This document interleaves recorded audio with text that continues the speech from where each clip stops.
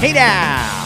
Hi friends, welcome to Scott Fox After 9. This episode is going to be basically entirely dedicated to Prime Minister Mark Carney, and that's something that I promised earlier this week I would do. The Prime Minister is on an overseas trip and largely has avoided the media.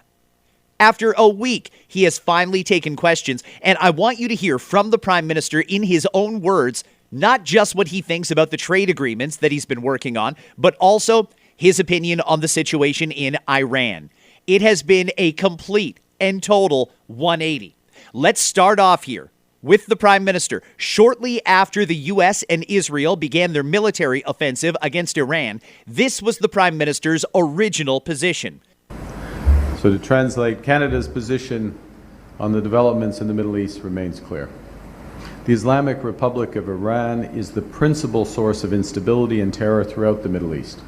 It has one of the world's worst human rights records and must never be allowed to obtain or develop nuclear weapons. Canada and our international partners have called consistently upon the Iranian regime to end its nuclear program, including at the G7 summit in Kananaskis and with the United Nations reimposition of sanctions this past September. We've sanctioned over 250 Iranian entities. We've listed the Islamic Revolutionary Guard Corps as a terrorist entity. And despite numerous diplomatic efforts, Iran has neither fully dismantled its nuclear program, halted all enrichment activities, nor ended its support for regional terrorist proxy groups. Canada stands with the Iranian people in their long and courageous struggle against this oppressive regime, and we reaffirm Israel's right to defend itself. Canada supports the United States acting to prevent Iran from obtaining a nuclear weapon and to prevent its regime from further threatening international peace and security. And the Canadian government urges the protection of all civilians in this conflict going forward. That was the statement from the Prime Minister just a few days ago when he was in India. The Prime Minister gave a statement that I was proud of. That was the right thing to say. I agree with everything Mark Carney said in that statement, but something has happened in the last few days. He refused to speak to the media. He's gone on a few private meetings that the media was not allowed to even know about, and now he's changed his mind. Friends, here is the latest from Prime Minister Carney on the situation in Iran. Canada has long seen Iran as the principal source of instability and terror in the Middle East. The regime and its proxies have murdered hundreds, including Canadian civilians, and caused untold suffering for millions of people in the Middle East and beyond. Despite more than 2 decades of negotiations and diplomatic efforts, Iran has not dismantled its nuclear program nor halted its enrichment activities. Canada has long supported the imperative of neutralizing this grave global threat. Canada stands with the Iranian people in their long and courageous struggle against the regime's oppressive rule, which is why we support efforts to prevent Iran from obtaining a nuclear weapon and to prevent its regime from further threatening international peace and security. Because Canada is taking the world as it is, not passively waiting for a world we wish to be. We do, however, take this position with regret because the current conflict is another example of the failure of the international order. Despite decades of UN Security Council resolutions, the tireless work of the International Atomic Energy Agency, and the succession of sanctions and diplomatic frameworks, Iran's nuclear threat remains. And now, the United States and Israel have acted without engaging the United Nations or consulting allies, including Canada. So where to from here? With a rapidly spreading conflict and growing threats to civilian life. Canada reaffirms that international law binds all belligerents. We condemn the strikes carried out by Iran on civilians and civilian infrastructure across the Middle East. And we implore all parties, including the United States and Israel, to respect the rules of international engagement. Canada calls for a rapid de-escalation of hostilities and is prepared to assist in achieving this goal. Resolution of this crisis will require commitment to a broader political solution. And diplomatic engagement is essential to avoid a wider and deeper conflict. Innocent civilians must be protected, and all parties must commit to finding enduring agreements to end both nuclear proliferation and terrorist extremism. Canada will pursue this approach with like-minded countries and participants in the conflict. Okay, hopefully you picked up a bit of the nuance there. The Prime Minister has gone from we support that action against Iran to something completely different. Now he's saying the U.S. should have gone through the UN and other international bodies. Mark Carney again trying to cite the rules-based order that he says no longer exists. The UN was completely ineffective at convincing Iran to not develop nuclear weapons. They had to go. By the way, was Iran close to having nuclear weapons? Why don't we hear directly from the Secretary General of NATO, Mark Rutte? Of course, NATO is not itself involved, but let's be absolutely clear-eyed to what's happening here. Iran is close to getting its hands on a nuclear capability and on a ballistic missile capability, which is posing a threat not only to the region, the Middle East, including posing an existential threat to Israel. It is also posing a huge threat to us here in Europe. Iran was a threat to the U.S. and was a threat to Israel and was then a threat to Europe as well. This is wild. I don't understand this complete 180 from Prime Minister Carney. We went from support to basically condemnation and calling for a peaceful solution. Who are we negotiating with here? What regime in Iran are we negotiating with? Because that doesn't add up for me. You know what we need to do? Before I get to more from Prime Minister Carney, and I will cover some of what he said yesterday after he made his remarks about Iran, because he did announce more. But before I get to that, let's hear just a little bit of President Trump's briefing yesterday. He met with the media in the Oval Office. He had the German chancellor there beside him. The other thing was Barack Hussein Obama made maybe the worst deal I've ever seen, because he gave all power in the Middle East to Iran. He went the exact opposite way, and I terminated that. If I didn't terminate that deal, they would be sitting with a massive nuclear weapon 3 years ago, which would have been used already on Israel at least, and other countries also. And we wouldn't be talking about it right now. But if I didn't terminate the deal that Obama made, giving them everything, including plane loads of cash. You remember the airplane flew over there? It was a Boeing 757. There was two of them, loaded. They took out all the seats. It was loaded with green cash. So much cash that it was in Virginia, Maryland, and Washington, D.C. They got all the cash from all the banks. They put it, and they flew it to Iran. I never knew a president had that power. I'm going to maybe try it sometime if it's okay. I think I'm going to do it. I'll fly it somewhere. Nobody's ever seen anything like it. 2 planes loaded from floor to ceiling. Big planes, Boeing 757s, taken over there and given cash.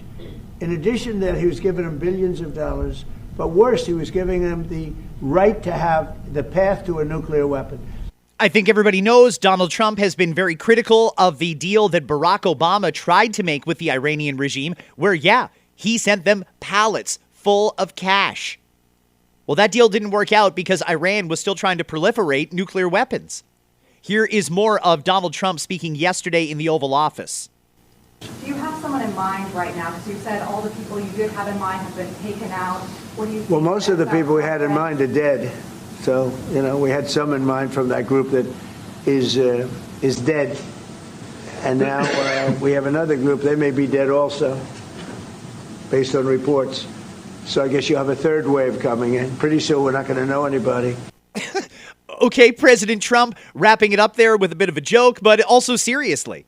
I don't know why we changed our position, but what the president said is true. Iran was not just a threat to the Americans and the Israelis. They were a threat to the world. They're attacking their own neighbors now, just lashing out as a last act of defiance on their way down. It's crazy to me that this has become a political left versus right issue. What happened to good versus evil? The old regime tortured and killed people. They say the old supreme leader was responsible for the death of millions. That uprising in January.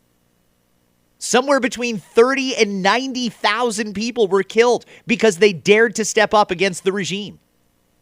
Can we not all agree he had to go?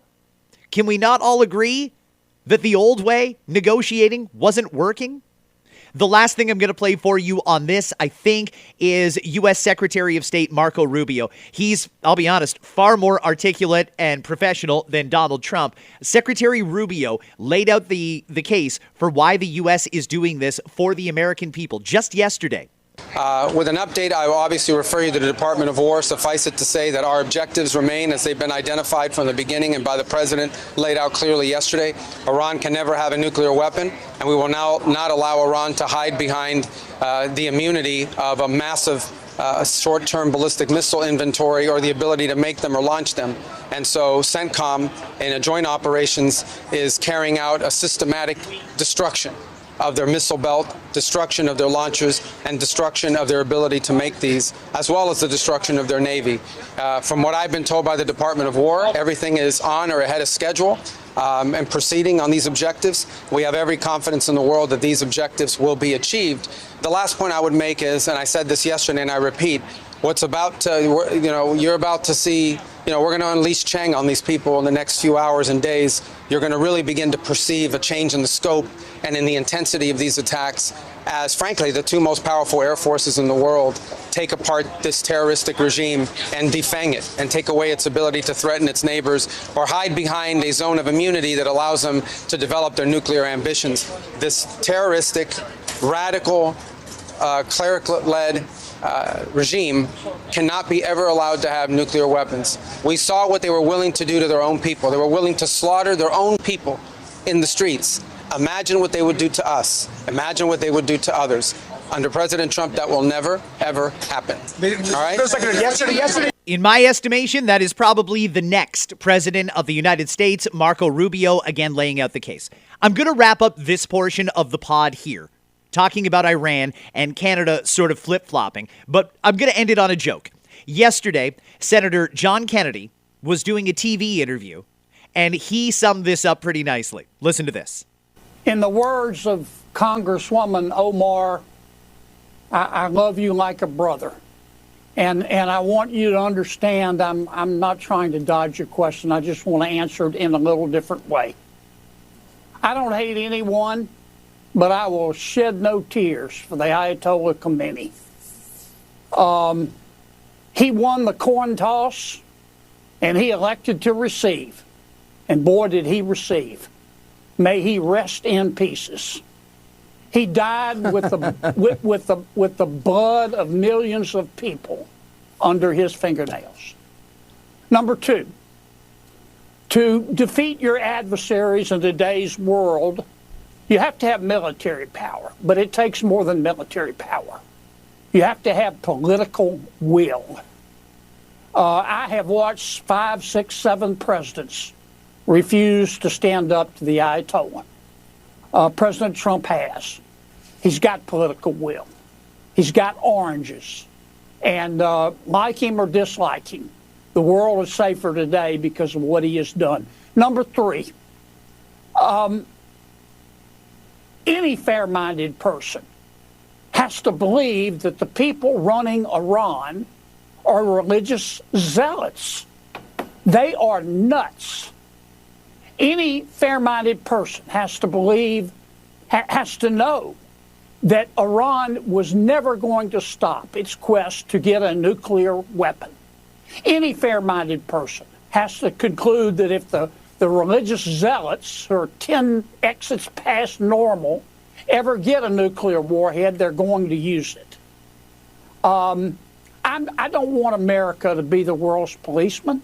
I don't want the religious nuts in Iran to be either. And that's why we did not start a war. We're trying to stop it. Amen. Well said by Senator John Kennedy. That was him on Fox News talking to Sean Hannity. That's reasonable, right? I think reasonable, fair-minded individuals can agree that this had to happen. Or am I wrong? You're welcome to slide into my DMs, everyone. You can reach me at Scott Fox on Air. I'm still on track for a Friday listener DMs episode. I've even got a few from last week because I had to preempt that episode, but I am still planning to do it on Friday. What do you want to say about Iran? Keep it very, very brief, a couple of sentences max, and I'll be happy to share your perspective on the podcast on Friday. Very curious to see what comes back, and I'm really, really not understanding the about face from Prime Minister Carney other than he's doing what globalists do. He's reverting back to the globalist position. Mark Carney believes in a one world order, which will be largely led by China. China and Iran are allies.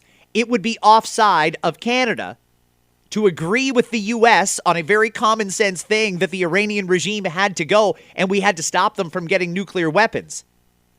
Because he can't do that, it contradicts the position of China. I'm going to move on. The Prime Minister had lots to say yesterday, more controversial stuff, including on student loans and more. Let's hear from the Prime Minister yesterday in Australia. As outlined in our joint statement, Canada and India are forging a new strategic partnership in energy, in talent, in innovation, and artificial intelligence.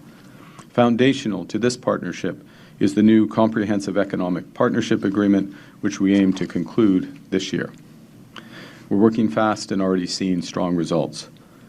In India, we secured over $5 billion in commercial agreements that will deepen cooperation between Canadian and Indian businesses, attract investment into our communities, and help double two-way trade to over $70 billion by 2030. The Government of India and Cameco's $2.6 billion uranium supply agreement will support India's civil nuclear energy program and our shared commitment to clean, reliable baseload power. We also launched Canada-Indian Talent and Innovation Strategy, backed by 13 educational partnerships between our leading universities. During my visit, in addition to ministerial and official level meetings, there has been more engagement between the Canadian and the Indian governments over the course of less than the past year than in total over the past 2 decades. This is a reflection of the world we face today and the ambitions of both our nations to build and diversify. Prime Minister Carney there, very light on details, but some details have been clarified since he gave that statement. Listen to this. In Ontario Premier Doug Ford has just slashed the OSAP grants massively from 85% to 25%, and that's going to put a university education out of reach for a lot of students. They're just not going to be able to afford to go to university anymore.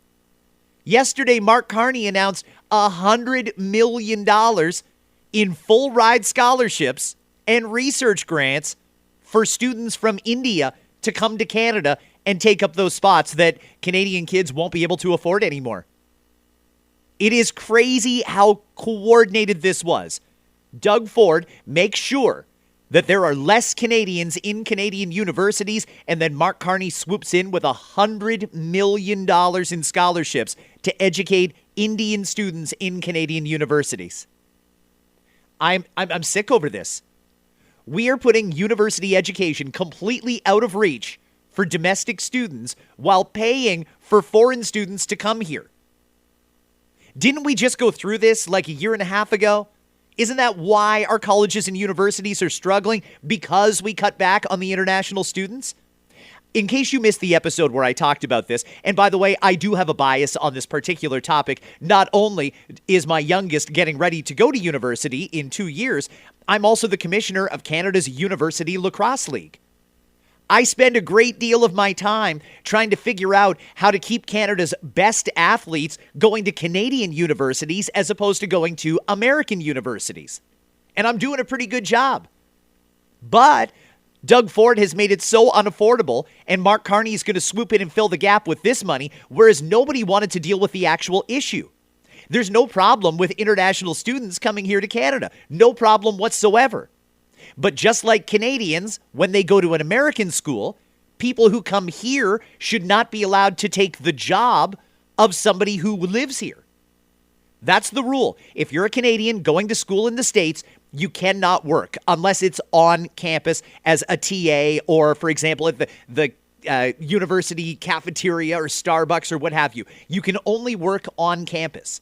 Well, when university students come here, they're allowed to work anywhere. All they needed to do was fix that little loophole, and we wouldn't have had this problem. But I guess the ultimate goal was force the domestic students into the trades, whereas we take the foreign students and we educate them for a white-collar career. That's the only thing I can see here. I don't understand any other play here. It seems to be exactly what they're doing. A coordinated effort between Doug Ford and Mark Carney. The losers are domestic students. Thank you, Prime Minister. We'll now begin the question. Première question. Back. Mackenzie Gray, Global News. Prime Minister, are you confident that the Indian government is no longer involved in extortions, threats, and violence in Canada? Well, the first thing to say is that our approach to foreign interference, to transnational repression, to extortion, the crime of extortion, in all cases is one of vigilance and engagement. Vigilance in terms of tightening the legal framework in Canada. I won't go into all the details. I think you're familiar with the 6 laws that are still before Parliament and the Senate, which will make a major difference to the powers of sentencing, the bail regime, and tightening our asylum system, tightening our borders, all of which will help address these issues. First point. The second element of vigilance, of course, is adequate resources for law enforcement, 1,000 more RCMP, 1,000 more border service agents, coordination at multiple levels of government, reinforcing resources for our security, our various security agencies as well. The third element of vigilance is deploying actively our intelligence services and the highest levels of government being informed on a regular basis in terms of developments. We're in the process structurally of appointing the Foreign Interference Commissioner. We proposed an individual who was the former electoral officer of British Columbia. We're consulting with the opposition parties to move forward on that. So all of those are structural. Then it comes to a question of engagement. And engagement, to engage, you have to be able to talk to countries where there have been issues, and to raise issues, including at the highest levels, to ensure that the cooperation is there, whether it's extortion or some other form of cross-border criminal activity or security risks. That is what we have done. From the moment that we reestablished a dialogue at the leader level with India, almost immediately we had meetings with our national security advisors. They've been followed up on multiple occasions.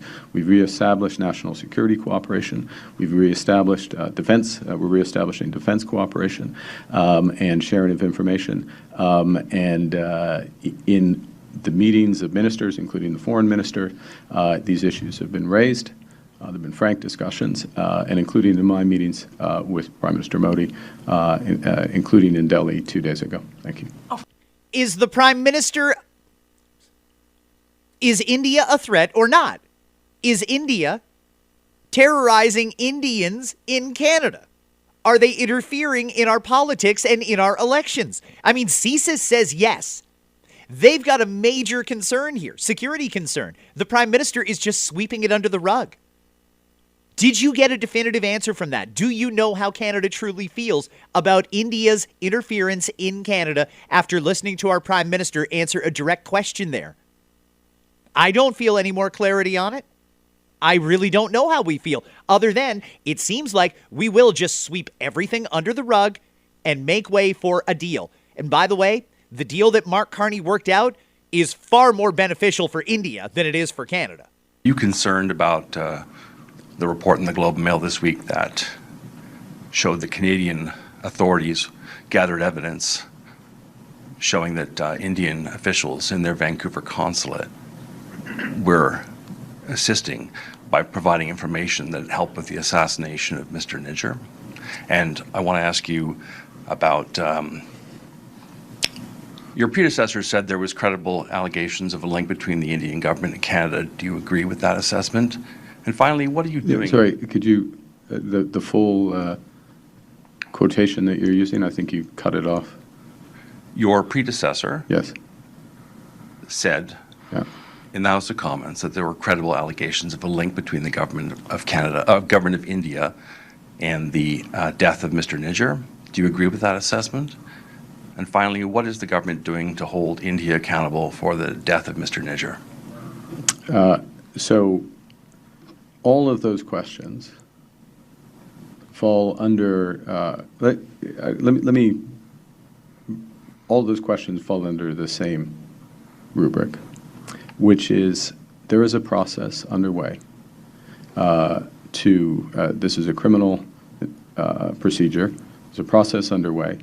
And my job at this point, with respect to that process, is to make sure that I do not say anything that prejudices the prospect of justice being served. So in that context, I can't comment on the specific aspect, those three aspects of your question. And I hope you'll appreciate that what is important here is that justice is served and that the immense resources that are put in place in order to ensure that justice is served run their course. It's true. You're not supposed to comment on an active investigation. The previous Prime Minister, Justin Trudeau, already did. He did it in the House of Commons. There are credible allegations that the Indian government was linked to that. Asking the Prime Minister to comment on that and possibly its implications is not unreasonable. That was a totally fair question from the media. The Prime Minister is hiding behind, well, I can't comment because it's before the courts. That's cowardly.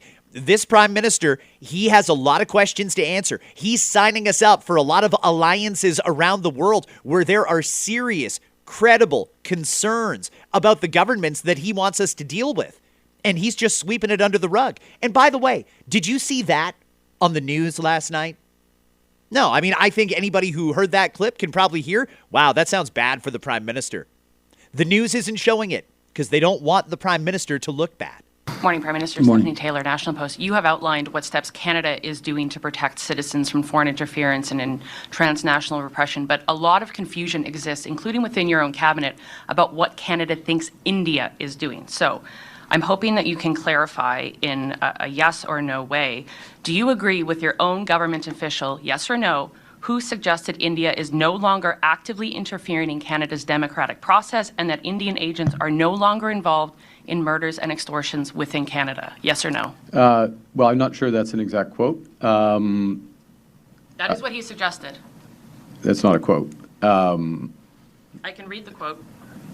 I think, we can debate whether you had a discussion that was not for quotation, but if you want to read a quote from something that's not for quotation. These are the words I would use, and it's important. I would not use those words, okay? First point. Secondly, our approach, as I said in response to the first question, is one of, the second question, is one of vigilance and engagement. And we have made progress, but regardless of the progress that has been made, it is our responsibility to have both aspects. First and foremost, to be vigilant. Okay, vigilant in terms of tightening the laws, vigilant ensuring that we have the right resources at the security level, at the police level in terms of the coordination, vigilant in ensuring that those resources are active, vigilant in ensuring that we are using all sources of intelligence to direct resources to protect Canadians. And then alongside that, to be engaged with countries so that if and when there are issues or even a sense of issues that we are raising them, engagement at the level of national security, engagement at the level of defense, engagement at the level of police, engagement at the political level. All of those. And if you look at the record, if I may just finish on this, of this government in less than a year, 6 major crime bills, many of which address specifically these issues, thousands of new resources being put in the RCMP and border security, huge technical resources also being put in place. That's an odd way to put it, but physical resources in terms of surveillance, and re-engagement, including at the national security level and the political level, so that we can address these issues actually, in other words, today and prospectively, so that prevention is there as well as redress. Thank you. Wow, the Prime Minister clearly not wanting to answer questions here on India. Why is that? Why are these new deals, these new partners that he's signing us up with, China, India, etc., why are there so many resources having to be poured into the RCMP and intelligence services because of them? We didn't have that problem when we had a great relationship with the Americans. Is the Prime Minister working on a deal with the Americans? Doesn't seem like we are, especially when you refer back to the beginning of this pod. The Prime Minister now critical of the U.S.-Israeli strike on Iran. Friends, it's a shorter episode today. I told you earlier this week my schedule's a little all over the place. Some episodes from the regular studio, some from my home studio, and I wasn't on the radio yesterday or today. I'll tell you just a little bit. I'm dealing with a bit of a health issue. Please don't be too concerned, but it is something that requires my attention. So I've had to do a couple of different things. And it's got my schedule all off. So if you miss hearing me on the radio, thank you. I'm hoping to be back tomorrow, Friday at the absolute latest, I think, knock on wood. But either way, I'll explain more about that either in tomorrow or Friday's episode, because what I'm dealing with comes with a very practical lesson for every single person listening. And I'll leave it at that. Have yourselves a great day. I'll leave you, as always, with the sounds of Pat James and the whole truth. Hey now.